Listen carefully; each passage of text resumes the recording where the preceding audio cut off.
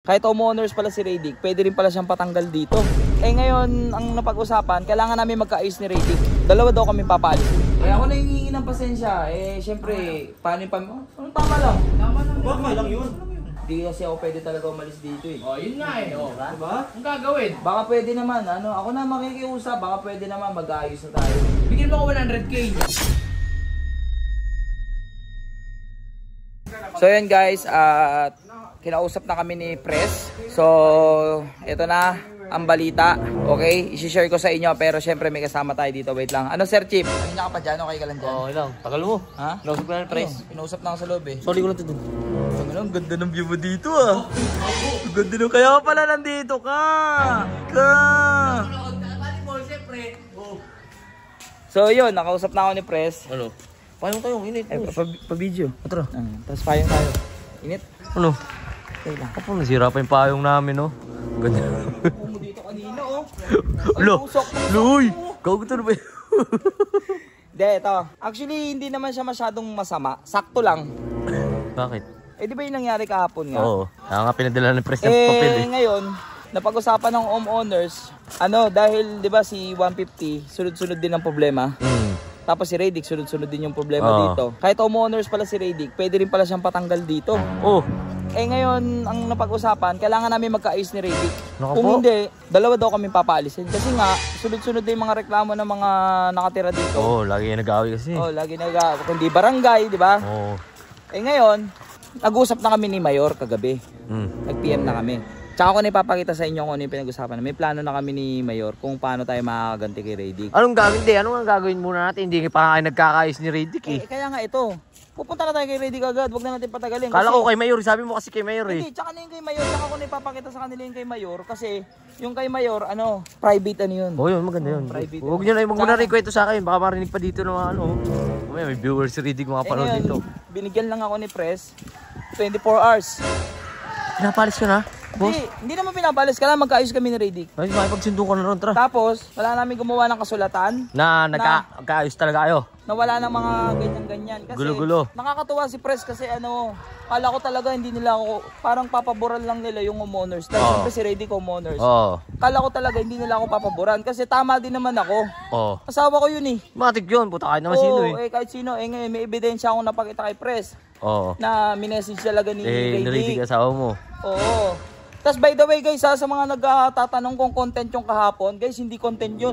Totoong buhay yun. Biglaan talaga yun. Talagang Binigyo. Lununukin ko na yung pride ko. Ako makikiusap. Baka mamaya may padugo sa inyan. Hindi, kailangan talaga namin magkabati kasi 24 hours lang binigay sa amin ni Pres. Kailangan Kaya nga mamaya biglayin tayo niyan, hindi kaya yan.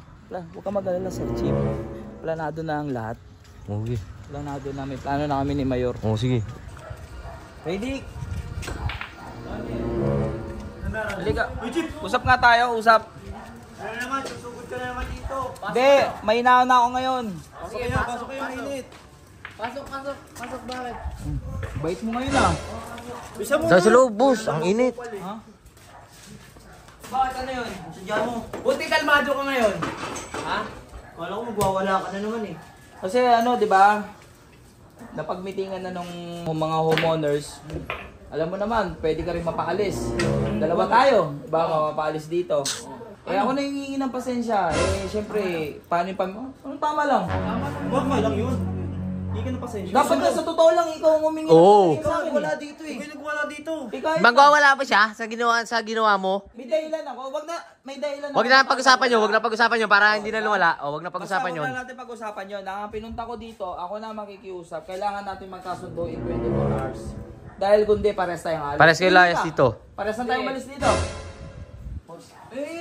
Ikaw nag-iskandalo dito Anong wag? Pag hindi siya pumayag, aalis din siya dito. Papaalisin din siya. Una sa lahat, Lucio. Concern lang naman ako dun sa asawa mo eh. Anong concern? Kinonfort ko lang naman eh. Kung hindi ko kakausapin yun, baka mamaya ano pa mangyari dun, di ba? Basta ang akin lang, Radic. Sinasakyan ko ang mga grade mo, content mo. Ha? Yung mga panggagago. Pero below the belt na yun eh. Dik eh. Personal. Ay ako naman na nakikiusap. Huwag na sana madama yung personal na ba. bagay. Naiinis ako sa pagbubunga ni. Kupal pala kayong mga Streeting homeowner bumungabog. dito eh. Boss, wag. Hindi ako homeowners, di ba kayo nga yung mga homeowners dito? Ayun nga, may-ari ko yung pamamahay dito, tsaka hindi ko nirenta yun. Ikaw, renta ka lang dito, di ba? Hindi, wala nga siyang bahay dito. Wala bang bayad? Ay, oo nga eh. 150 ka pala nakitira eh. Hindi, yun nga yung nangyari. Pati nga mga homeowners, hindi na rin pabor sa'yo dahil lang sunod-sunod na yung gulo dito. Dahil sa'yo. Ano dahil sa akin? So bakit? anong gusto mo mangyari? O gano'n na lang, pwede naman eh. Alis na lang kayong dalawa? Alis na lang tayong dalawa. Actually, pwede din. Walang problema. Kaya ko din pumili sa iba eh. Gusto mo, gano'n na lang. O gano'n na lang. Tingnan natin kung kaya nila. Ay, ba nila? Bilhin pa namin Ang tanong, kaya nila ako paalisin dito. Kahit magkampi-kampi na kayo ng mga kapitbahay, mga neighbors na yan, wala kayong magagawa sa akin, ha? Masaya ako sa buhay ko Eh, eh. ganito na lang, Redick. Kasi ako, sa totoo lang, hindi kasi ako pwede talaga umalis dito eh. O, yun na eh. O, Diba? ang gagawin? Baka pwede naman, ako na makikiusap, baka pwede naman mag-aayos na tayo. Di pwede O, yun. kausapin mo sila.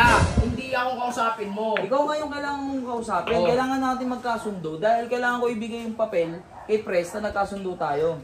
O, edi kung gusto mo ganun, bigyan mo ako 100k. Yun na lang. Tong, ano talaga, negosyante talaga to, ha? Sige, kasi kung hindi mo magagawa yun, mapapalayas ka dito. Mas malaki gastos mo nun. Eh, ayaw naman makipagsundo. Bye-bye neighbors. Bye-bye neighbors talaga. Oo. Kasi sa Tama akin, si okay Pugol lang Gas, din walang naman utang na loob, Wala oh. problema, kahit magkampi-kampi kayo. Umalis ako dito sa village na to. Ano mo? Ikaw, kailangan mo, dito ka lang eh. Oo, di Kasi ba? ginagamit mo rin sila 150 Oo. nun eh. Kaya kailangan mo din talaga mag-stay dito para tuloy-tuloy yung sikat mo, di ba? Yun! Tayo? Para mag-ads ka din. At yung makakausap na maayos yan. Isipan mo, neighbors. Mag-isip ka mabuti ah. Ang hirap nyo kausap! Bakit? 100k na lang. Nakikiusap ako maayos. Kumuha kayong pera. Yung boss. Ang gagawin natin, Sir Chip? Utang ano yung sabi Okay sa'yo. lang naman, 100k. Mabibigay mo yun. Oh, pero iniisip ko, ba't ako pa yung magbibigay? Sila na nagkamali. Kasi yan eh. Kailangan ng pamilya ko tong pagtatrabaho ko dito eh. Pag-aalis ako dito eh. Saan ako mapupunta? Talaga. No, tara. Okay lang. Kasi matindi naman yung plano namin ni Mayor. Di sige, cut mo na. Babalikan ko na to. Papayag na ako sa 100k. Okay na, sige na Sir Chief. Ako bahala. Matindi yung ganti ng api. Sige na, mauna ka na dun.